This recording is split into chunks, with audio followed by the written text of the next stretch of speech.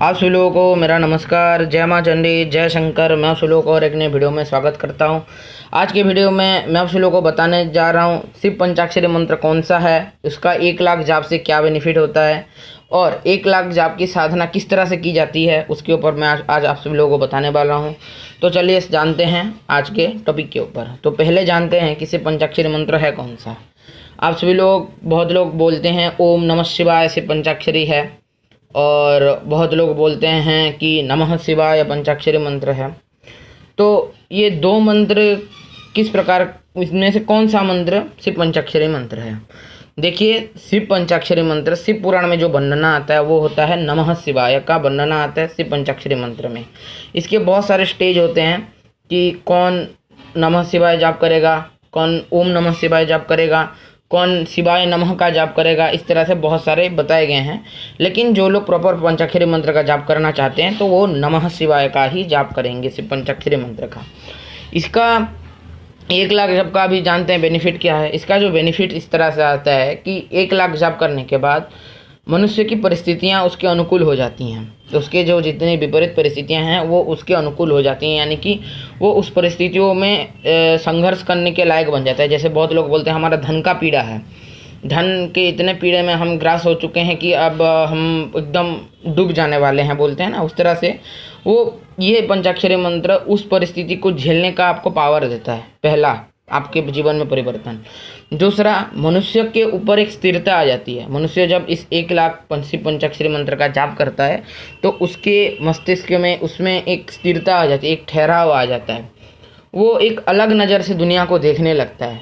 उसके लिए दुनिया ब्रह्ममय हो जाती है, एक तरह से बोला जाए तो ब्रह्ममय हो जाती है।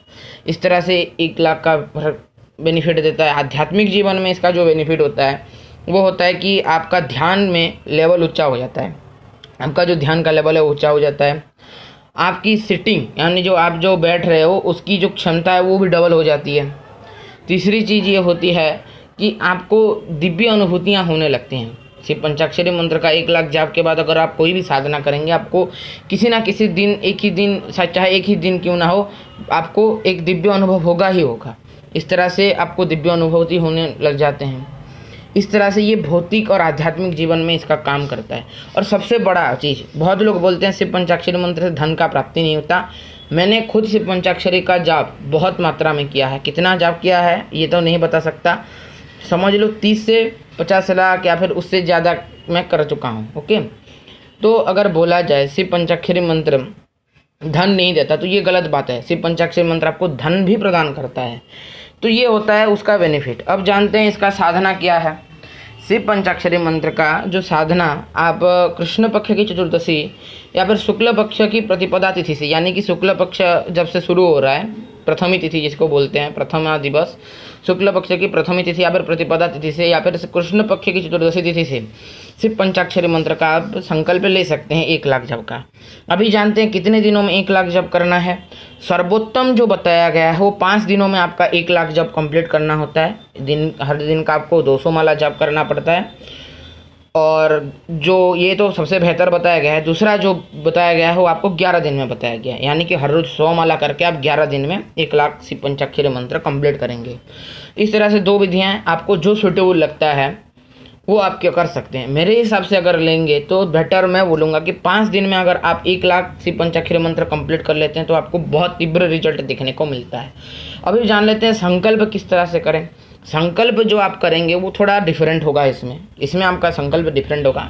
एक बेलपत्ता लीजिए, पूरा 3 दलों युक्त, जो 3 पत्ते, उसके 3 जो पंखुड़ियाँ होते हैं वो 3 पूरे एकदम जॉइंट होने चाहिए।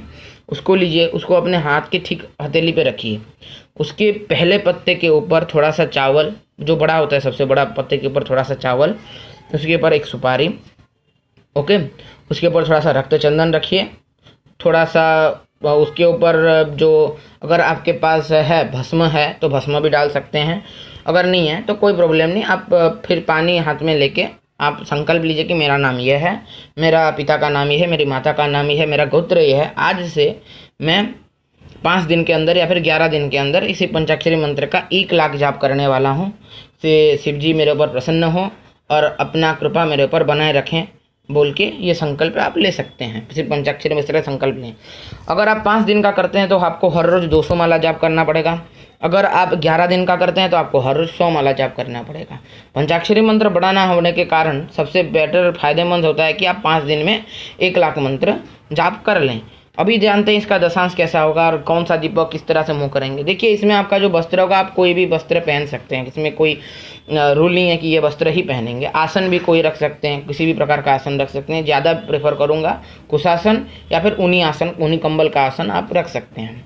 इसके बाद आता है कि आप किस ओर मुख करेंगे।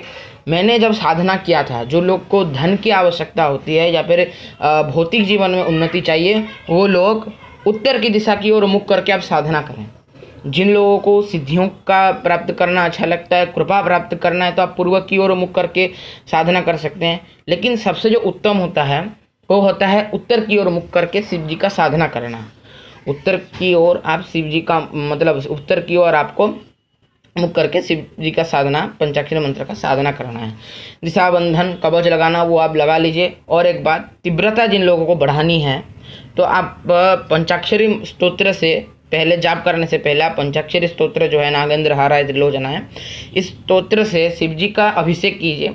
अभिषेक के बाद इनका पुष्पार्चन कीजिए। पुष्पार्चन कैसे करते हैं, एक फूल लीजिए या फिर एक बेलपत्ता लीजिए, थोड़ा सा रक्त चंदन या फिर श्वेत चंदन में उसको डिप कीजिए और उस स्तोत्र का एक श्लोक बोलिए और शिव जी के ऊपर चढ़ा दीजिए। इस तरह से जब आप करके इसी पंचाक्षरी का मंत्र का जाप करते हैं तो ये दक्षिणा मार्ग में इस तरह का विधि बताया जाता है कि मंत्र की तीव्रता बढ़ाई जाती है। इस विधि के अनुसार बेटर होगा आप सुबह कर सकते हैं, शाम भी कर सकते हैं, जिस समय आप करना चाहें शिव पंचाक्षरी मंत्र का उसी समय कर सकते हैं, इसमें कोई बाध्यता नहीं है।